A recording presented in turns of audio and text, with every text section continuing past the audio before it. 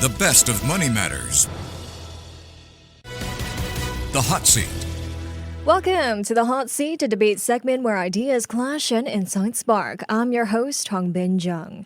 Now, when you're just starting out in your career, there's one question almost all of us grapple with. Should you go for the job that pays well or the one that promises growth, passion, and potential? On one hand, salary gives you immediate rewards, from financial independence from your parents, the ability to support loved ones, or maybe even a down payment on that BTO flat. But on the other hand, opportunity can be the slow burn that pays off later, like learning new skills and doing work that feels meaningful. For younger workers today, the stakes feel even higher. With rising cost of living, unstable job markets, and an ever-changing career landscape, that first job can feel like a make or break decision. So which path sets you up best for the long haul? Security now or growth for later? Well, before we hear from our guests and dive deeper into this debate, here's a disclaimer. The views and arguments presented by our interviewees do not necessarily reflect their personal beliefs or opinions. Instead, they're here to provide a fresh perspective on the topic at hand. And so joining us today is Spark Chen, who is an HR executive, to share with us why younger workers should focus on opportunities. And we also have Marcus Goh, who's a senior financial consultant, who will try to convince us why younger workers should focus on salary instead. Welcome to the show, both. Hello everyone. Hi. Thank you so much for joining us. All right, I want to start off this discussion by asking both of you, when you guys first started working, did you follow the money or the mission? And what impact did that decision have on your career path? Maybe Spark, we can go with you. Yeah, sure, great. Well, thank you for having me. I think to quickly jump into the question, when I started my career, I actually started very recently. When I was a student, I did quite a few internships, and I think for me, it was always about opportunity. Yeah. Okay. And Marcus? For me, I started really quite focused on getting salary because I think early on I wanted to be able to be financially independent and also be able to start providing for my parents, as they're growing old. I think that was quite a key focus, making sure that I had enough money in the bank before, venturing into passion projects. All right. Well, a June 2025 Randstad survey revealed that work-life balance is now Singapore workers' top priority, even ahead of salary. However, a Deloitte 2025 Gen Z and Millennial survey found that 62% of Gen Z and 52% of Millennials live paycheck to paycheck. So, Marcus, in an era where younger Singaporeans, are turning to purpose and balance, if employees focus on salary, aren't they letting monetary compensation steer their career decisions from day one? I think to answer your question, it's really what is that individual going through? Because I think if we were to put aside passion, there are some people really having to work for money to be able to provide for family. And I think for these people, I think it's a necessity more than a choice. Right. And I think in that respect, I can respect a person having to, pick up work quickly just for the salary. But in the long run, I think, just purely focusing on money, I think is a bad strategy. Being able to really establish yourself financially, being able to save enough to be able to provide for yourself. And then I think being able to explore what you wish, what you're passionate about.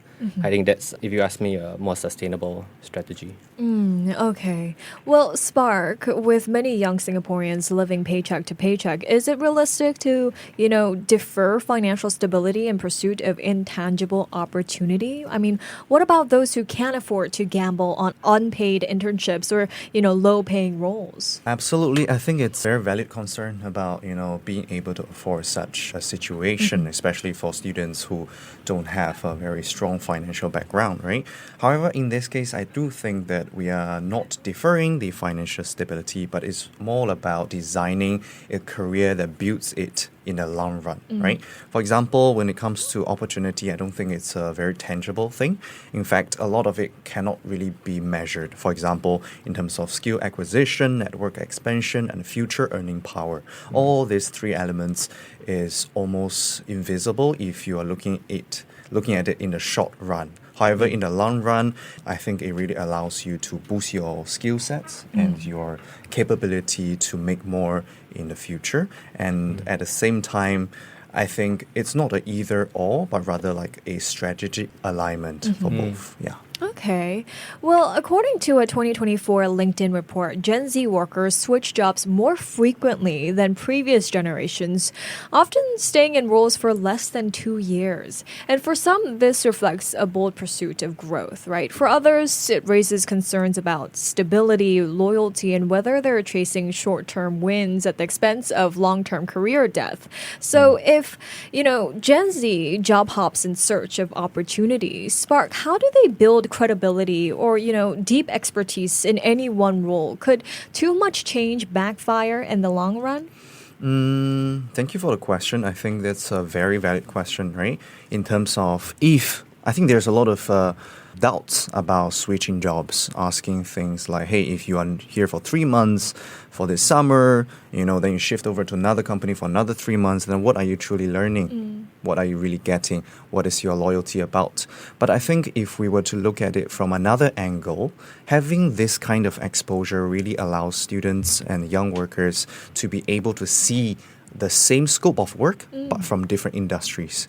Then that itself allows them to kind of beef up their skill sets. They'll be able to handle the same task but with different situations. That's number one. Number two is also about, adding to their skill sets as well, dealing with different people. For example, if I were to take HR as a case study, HR itself by nature, it's about a few different elements, right? There's hiring, there's comms and ben, and then there's employee engagement, and so on and so forth. But when it comes to different industries, HR functions differently. So I would say if a young worker that's able to, or in this case a student that's able to do his internship at different industries, maybe from tech to F&B, to maybe social media, news media, all this will allow him to learn HR from all kinds of different perspectives. And that in the future actually allows him to become HR that's able to deal with different problems that's presented to him. Yeah. Right. I never thought of the situation in that way because I've always, been taught by my parents especially that, you can't really jump from one ship to another so often. You need to stay at least 3 years in one company before you switch jobs. It's not a good thing, But I mean, that's a great perspective that you highlighted there. It does help, gain that exposure to different industries. Yep. Well, then, Marcus, isn't salary chasing one of the biggest drivers of job hopping today, though? I mean, if younger workers keep jumping for higher pay, how do they demonstrate loyalty? I think salary chasing definitely does play a role, but I think in my years of experience of talking to clients over 7 years, I've seen my own clients go through different jobs, and I have to say salary might be one factor, but there are a lot of other factors involved. Okay. I think when someone makes a decision, I think things like mentorship and even purpose and meaning can drive a decision. But let's just say, if considering someone who is just salary chasing, I think in short term, it does make sense if you really need the salary to support a family member to find your own financial independence. I think that's perfectly valid, right? But I think in the long run, if you just solely against salary focus, I think you're missing the whole point. You're just breaking relationships and, skipping out on the sort of alignment with long-term values for the sake of an extra dollar. I think you'd be mistaken. And I think to the point about loyalty, I don't know. I have quite a different take on it because from my own personal experience, I think loyalty can be expressed in a different way. To me, it could be expressed in a way of leaving the organization a better place than you found it. And I think that is sort of a higher level of loyalty, right? Not leaving with, if you do need to jump to the next job, to not leave a void, leave with good terms with your boss. And in fact, I think a big shout out, to my ex-boss maybe he's going to listen to this, but he's someone I still maintain very good relationship with. He continues to mentor me in a lot of ways.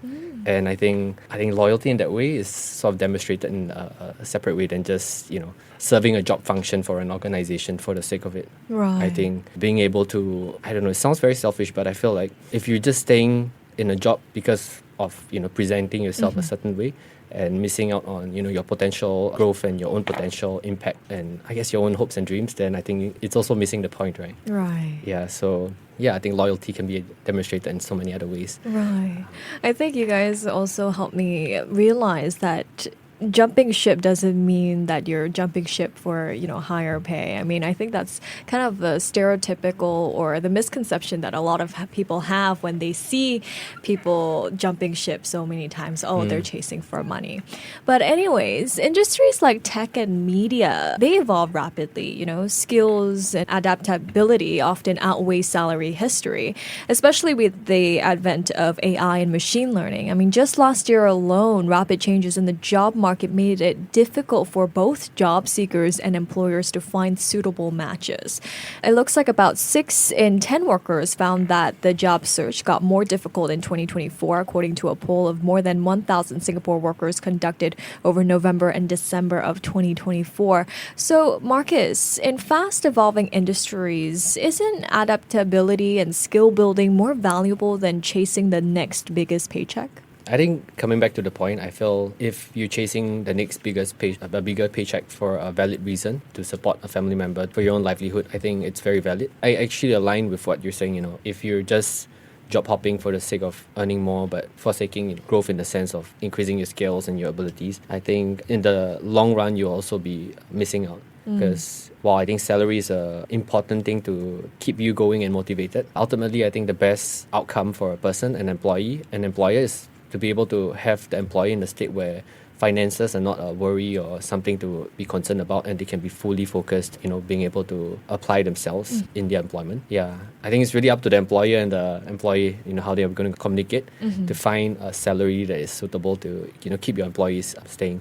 I don't know if it's, appropriate to ask, but Spark is in HR, right? So, I'm curious to hear if salary is something that he sees as important in keeping an employee or getting an employee into your company? Well, I do definitely agree with you that salary is actually a very fundamental thing. Like when I talk about opportunities, right, I mentioned earlier it's a strategic alignment, but I do agree with you. Having salary as a foundation is very important. Like if we were to look at the Maslow's needs hierarchy, food, water, shelter, all these are basic needs of humanity itself, right?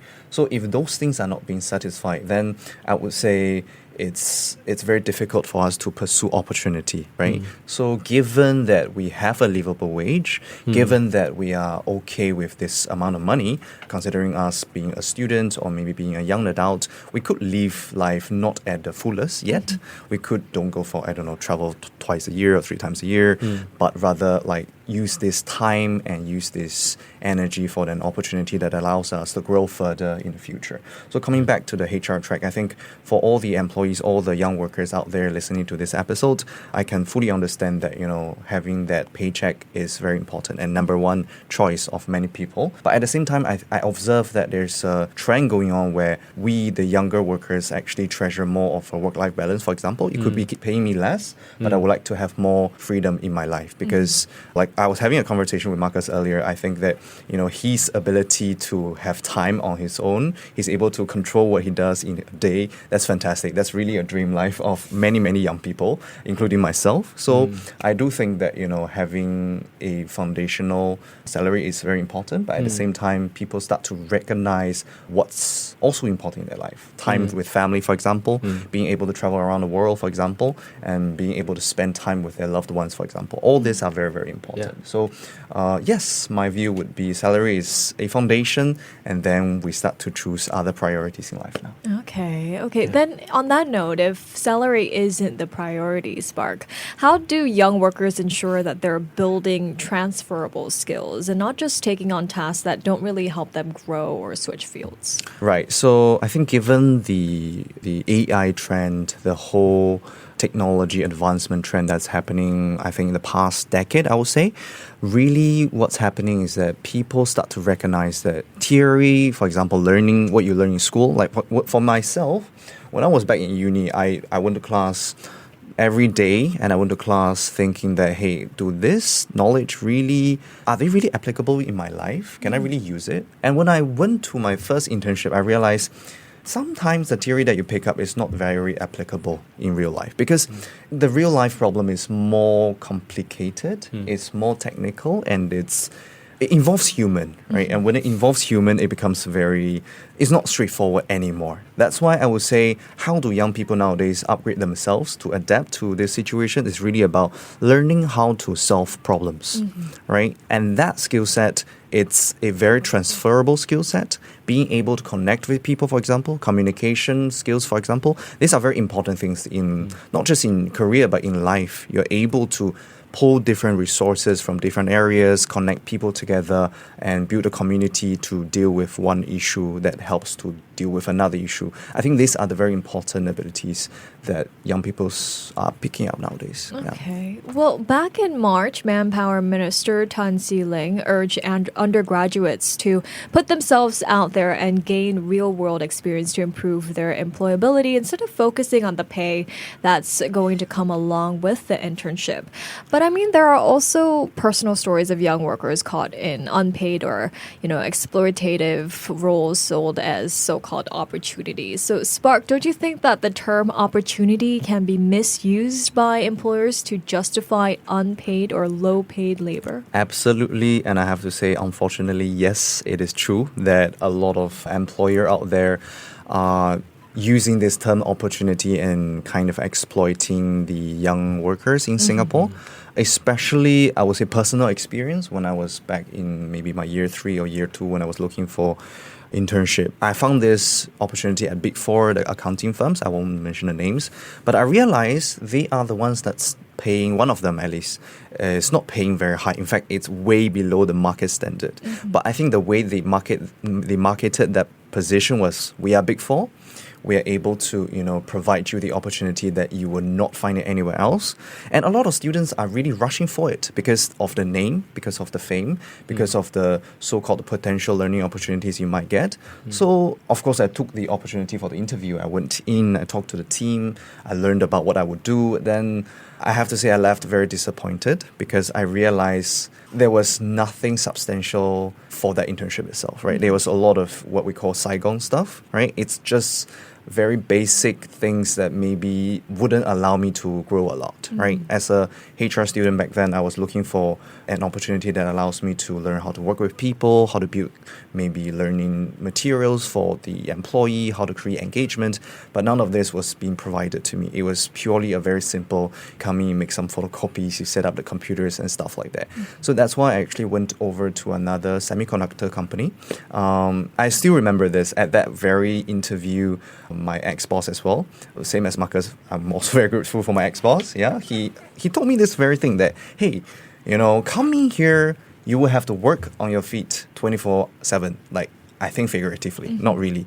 But it's the sense of urgency that's been provided to me at that interview that made me feel like, I'm rather go for this, right? I'd rather kind of suffer through the challenges I will face at this company than to sit back and make photocopies for like 6 months. Yeah. So I would say, yes, some companies really do exploit students, therefore it's very important for us to understand what is the real opportunity we're talking about here. Right. Yeah. I mean, I definitely agree with you. I've been in an internship when I was just going around getting coffee for everybody and wasn't really learning anything.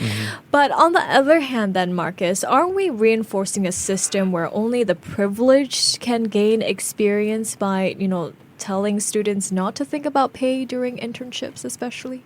To me, it's actually quite tricky. So, I mean, even the question itself is a bit tricky to understand. But I feel partly it's about awareness. So, as a student, I think as an individual, you need to ask yourself, right? Is your employee actually sort of taking advantage of the situation and basically just underpaying or getting free labor, in fact.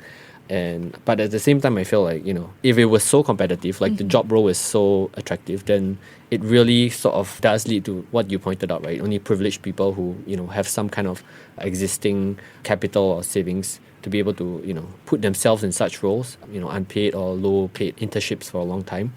But I guess, again, back to my point, I think it's awareness and also balance, right? I mean, knowing where to draw the line as a student and not, allowing employers in the market to take advantage of the position they have against potential employees. Okay. Yeah. Well, meanwhile, burnout and disengagement are rising, even among well-paid workers. Last year, an ST article noted that nearly half of Singapore workers feel the same way.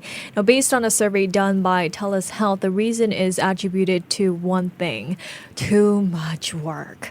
So, Marcus, if high paying jobs are also contributing to poor mental health, then how would you justify encouraging younger workers to prioritize salary if it's going to affect their health? This is actually quite a personal question for me because I have, at the expense of my own health, put myself in situations where I overcommit in terms of what I need to deliver. I'm overloaded with meetings, and I think all for the sake of earning an extra dollar. So I mean, my own personal advice would be find that balance. I think salary is important for you to sustain a certain lifestyle, but I think it's also important to consider that. What you're sacrificing. I think Spark pointed it out quite nicely just now that, time with your family, something that is, aligned with your mission. I think once you establish a certain baseline or foundation of financial security, then you got to ask yourself, what's the extra salary going to do for you? Because, if it's just in the endless pursuit of material sort of objects and sort of material definitions of success, there's no end, right? Yeah. So I think it's partly about how you manage your own desires, but at the same time also to realize that it's also important in the beginning to, I guess it's something that's taught to me, like you mentioned, brought up in that environment, but it's taught to me to be, by my parents at least, to be financially independent, to be able to take care of yourself and those around you. I think that's something that for me at least I want to say I can do before I start being able to explore, more passion projects and more things that align with my mission. And, even Spark was saying just now, the freedom I have to, sort of arrange my time.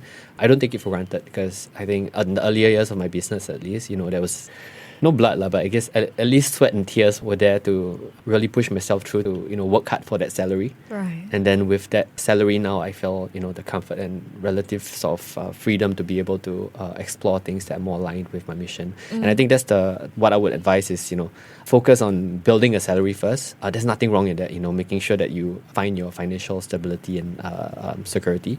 But at the same time, to not lose sight of the bigger goal, right? Right. I think money won't satisfy everything.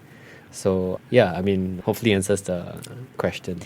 All right. Well, speaking of financial stability here, Spark, if someone chases growth but never gains financial stability, isn't their career at risk too? I mean, how do you advise balancing passion with paycheck? That is a very interesting question. I think let's put it this way, right? Passion is a very interesting term, and it's also a very intangible term, right? Having passion in career especially, it could be dangerous. Sometimes you could be chasing your passion, working for the sake of working for the sense of fulfillment, for example, and you forget about this salary thing, right? Whether I'm getting paid or not, it's fine. I just want to work on this project. I think it's great. It's very admirable to have that kind of fire in you.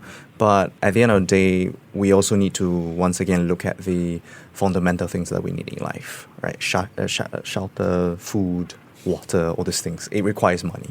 And we have to be realistic at some point of time in life, because at the end of the day, if you don't have that foundation, your passion is not going to be able to continue. Right. If you can't feed yourself, if you can't have a house, if you can't help your loved ones, and at one point of time, you can no longer continue what you are passionate about. So what I would advise, I wouldn't say advice, just what I thought, right? It's you got to balance that out. You got to be able to somehow translate your passion into paycheck as well that can carry you forward in the long run. And as I mentioned earlier, I think at the early days of your career, perhaps, we can prioritize opportunity. And again, I think I want to emphasize that opportunity here doesn't mean that whoever gives me a job, that's an opportunity. No, I think opportunity when it comes to career, it has to be impactful. It has to be meaningful. All these things that you do at this job or position needs to fulfill those criteria. You need to grow from it. You need to learn things from it. If you're learning nothing and just making photocopies or like what you mentioned earlier, making coffee, I think you better off get away from it as fast as possible, right? Because we don't have the time and resources to waste. And I think graduating last year really made me feel like, wow, time flies like crazy, Yeah, as a student, you don't really pay attention to time. But once you graduate, it's just like everybody's getting a job, everybody's getting promoted, some of them are getting married, some of them getting kids. I'm like, oh my God, what's happening? So to me personally, time is very, very important, very precious as well. That's why it's important to understand what is a real opportunity and what is a false opportunity. So to answer your question, how do we balance passion and paycheck? It's all about having the fundamental needs fulfilled first, then go and pursue your passion. All right. Well, I think we've got some great insights and perspectives from both of you. Thank you so much both for joining me today. Thank you so much for having me. Thank you. We've been speaking to Spark Chen, who's a HR executive, and Marcus Goh, who's a senior financial consultant. Do check out our YouTube channel as well if you want to catch the full video of this debate. Tune in again next week for another Hot Seat. I've been your host, Hongbin Jeong.